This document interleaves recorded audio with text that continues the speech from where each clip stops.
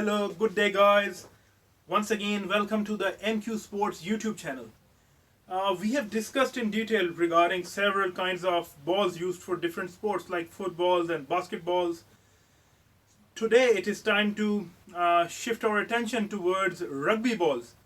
Rugby has become a very popular sport nowadays, and recently, a Rugby World Cup was also successfully conducted. Um so today it's time for the discussion on these rugby balls. This is a Steeden ball that I've got in my hand. Steeden is a very popular brand in rugby. If you look at the ball, the aesthetics of the ball, it is about, you could call it a prolate spheroid shape. It looks like a sphere, and it's a prolate spheroid sort of a shape. Uh, there are four panels of elliptical sort of panels, which are stitched together to form this rugby ball. Just like we discussed footballs a few days ago. In football, we had 32 panels stitched together, 16 panels stitched together, sometimes even 8 panels stitched together. But in rugby balls, more or less, we always have 4 panels stitched together. If you look at the surface of the ball, it is pretty much a golf grain structure. If you look closely, this rough sort of a structure, rough texture. Now, this rough texture, what it does is that it gives a very fine feel, a fine grip to a rugby player when he catches the ball and he has to run with the ball, and obviously when he has to prevent other players from snatching the ball from him. This leather, which is used on the outside, is basically a synthetic leather. It is mostly aniline leather, and it can also be polyurethane. It used to be PVC in the days gone by, but polyurethane is the better choice nowadays, and the more popular choice as well. If you look inside the ball, if you dissect this ball and look inside, there is a bladder, a butyl bladder or a latex bladder. Remember, a butyl bladder is better than a latex bladder because it retains the air, the nitrogen, which is filled into this ball. Whereas the latex bladder, even though it also retains the nitrogen, but with the passage of time, it starts to lose the nitrogen and the ball starts to deflate. The region between the outer surface of the ball and the bladder is coated with polyester or nylon, and that polyester or nylon lining, what it does is that it maintains the shape of the ball. It helps in the maintenance of the spherical shape of the ball, because if that lining, that polyester lining isn't there, and as the players kick the ball around and throw it around, it is going to lose its shape and of course its function. A lot of people have felt the need to ask that why on earth is this particular ball spherical in shape and not circular in shape as compared to its counterparts like basketballs and footballs and volleyballs. Well, the answer dates back to the early 19th century, because in the early 19th century, around 1823, when the rugby sport first came into play, at that time, the pig bladders were coated with leathers and used as a rugby ball.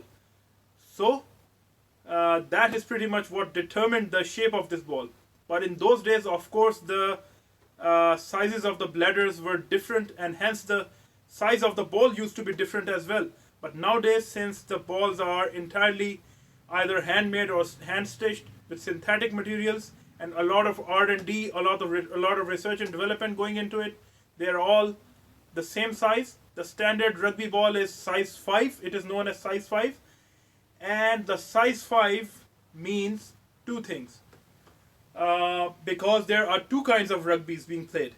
One is the rugby union, the other is the rugby league.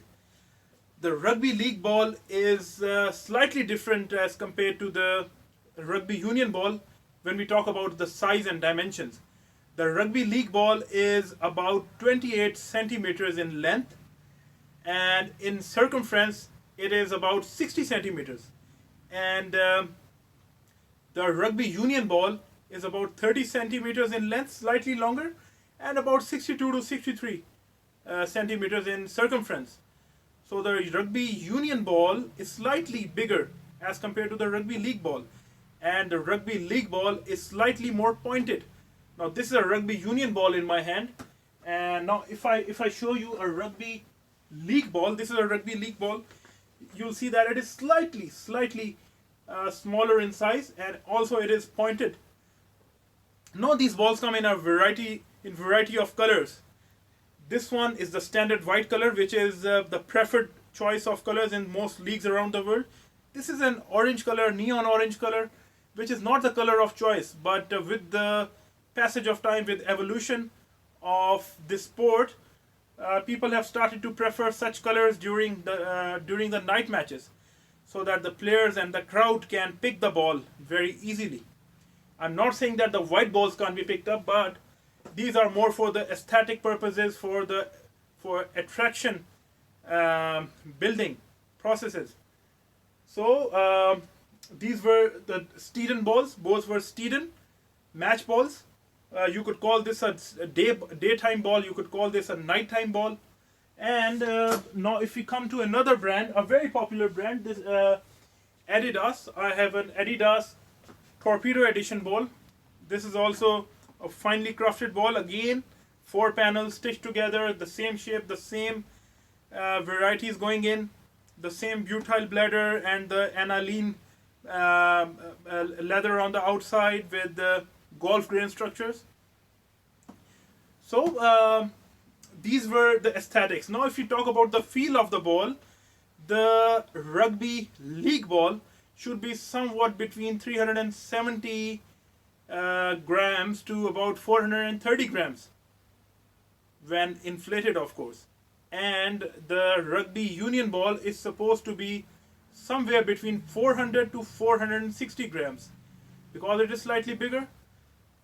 And the nitrogen, the air pumped into these balls through these inflation valves, which are found somewhere over here on all rugby balls, that nitrogen air should be somewhere between 9.5 pounds to 10 pounds for optimum gameplay. So these were a few nitty-gritties when we talk about rugby. Thanks a lot for tuning in, and as always, keep us updated with all your feedbacks, and take care of yourself and all your near and dear ones. So until the next time, it's goodbye.